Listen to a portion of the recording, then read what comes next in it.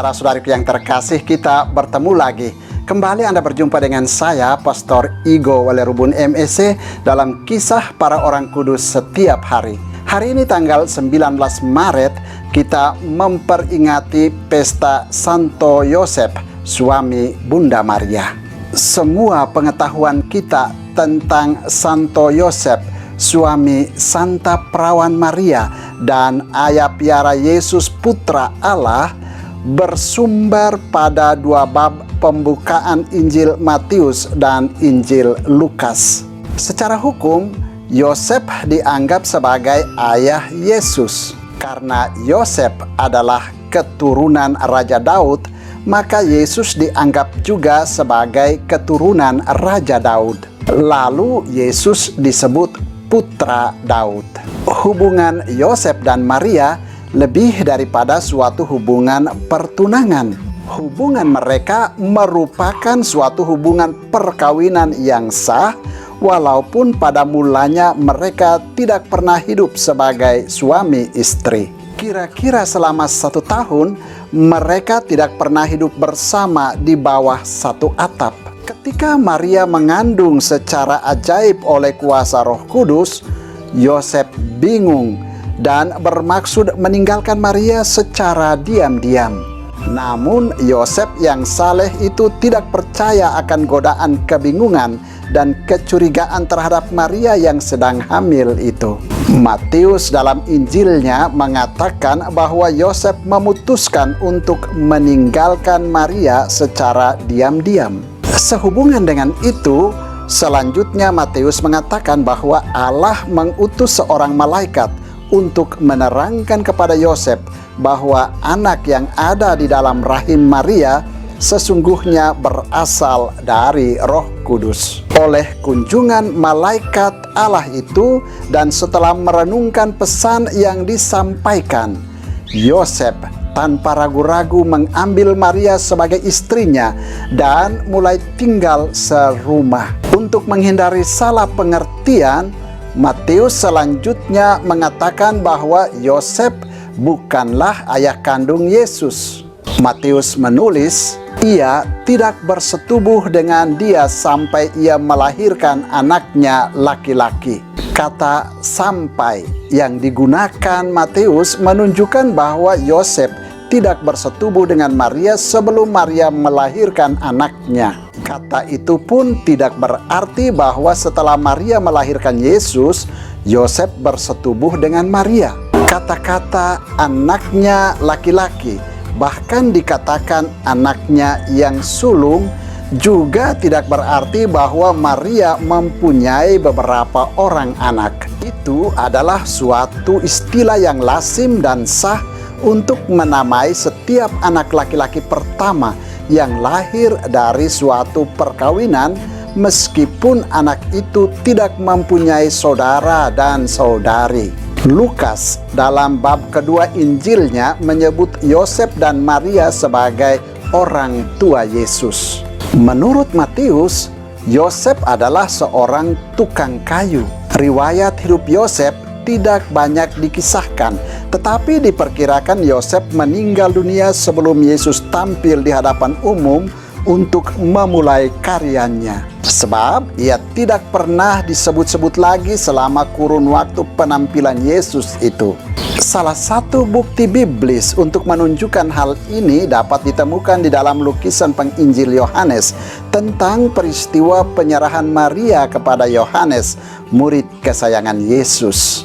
Ketika Yesus melihat ibunya dan murid yang dikasihinya di sampingnya, berkatalah ia kepada ibunya, "Ibu, inilah anakmu." Kemudian kata-katanya kepada muridnya, "Inilah ibumu." Dan sejak itu, murid itu menerima dia di dalam rumahnya.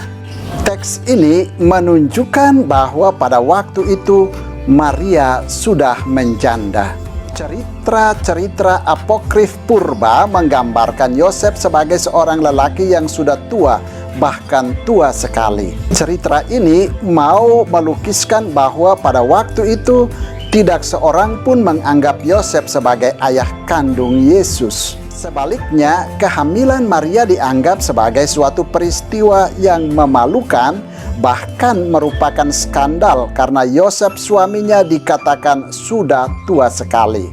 Cerita purba itu pun melukiskan Yosef sebagai seorang duda yang mempunyai 6 orang anak dari perkawinannya yang pertama. Kisah ini dimaksudkan untuk menerangkan bagian Injil yang melukiskan tentang saudara-saudara Yesus. Keterangan yang sebenarnya ditemukan dalam makna kata bahasa Aram yang digunakan Yesus dan murid-muridnya. Bahasa Aram menggunakan kata yang sama untuk melukiskan saudara-saudara dan sepupu-sepupu. Dan para pengarang Injil mengetahui bahwa hal ini akan berarti dan dipahami oleh umat yang menjadi tujuan penulisan Injil bila mereka menunjuk kepada saudara-saudara Yesus.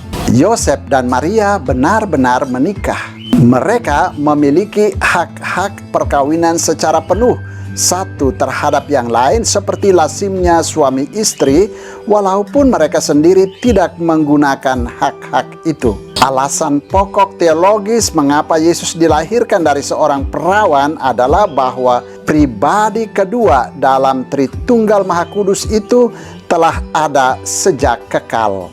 Kelahirannya sebagai manusia melalui rahim Maria menunjukkan kehendak Allah untuk menjadi seorang anggota umat manusia dalam sebuah keluarga manusia. Yosef, meskipun bukan ayah Yesus dalam arti fisik, dihubungkan dengan Yesus oleh persatuan rohania seorang ayah, kewibawaan, dan pelayan.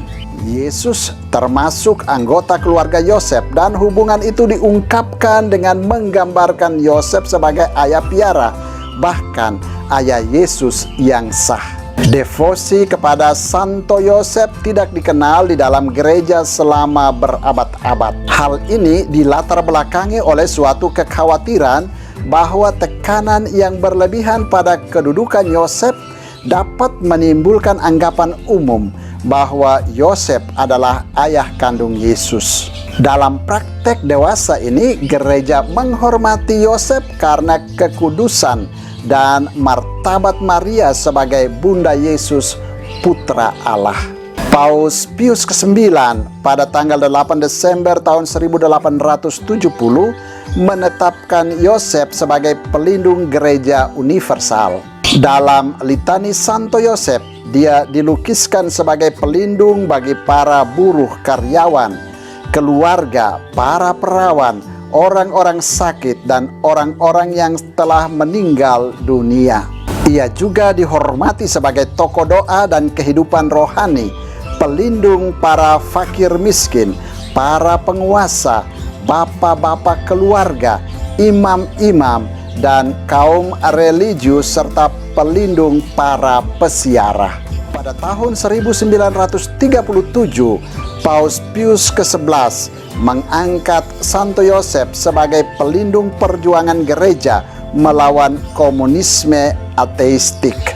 Dan pada tahun 1961, Paus Yohanes ke-23 memilih Yosef sebagai pelindung surgawi Konsili Vatikan II. Nama Yosef sendiri mulai dimasukkan dalam kanon misa pada tahun 1962. Pada abad ke-8 dan ke-9, tanggal 19 Maret ditetapkan sebagai hari raya utama Santo Yosef. Pada tahun 1955, Paus Pius ke-12 memaklumkan pesta Santo Yosef Pekerja yang dirayakan pada tanggal 1 Mei. Pesta ini menekankan martabat pekerjaan dan keteladanan Santo Yosef sebagai seorang pekerja dan untuk menyatakan kembali keikutsertaan gereja dalam karya penyelamatan Allah. Saudara, demikianlah orang kudus yang kita rayakan pada tanggal 19 Maret, yakni Santo Yosef, suami Bunda Maria.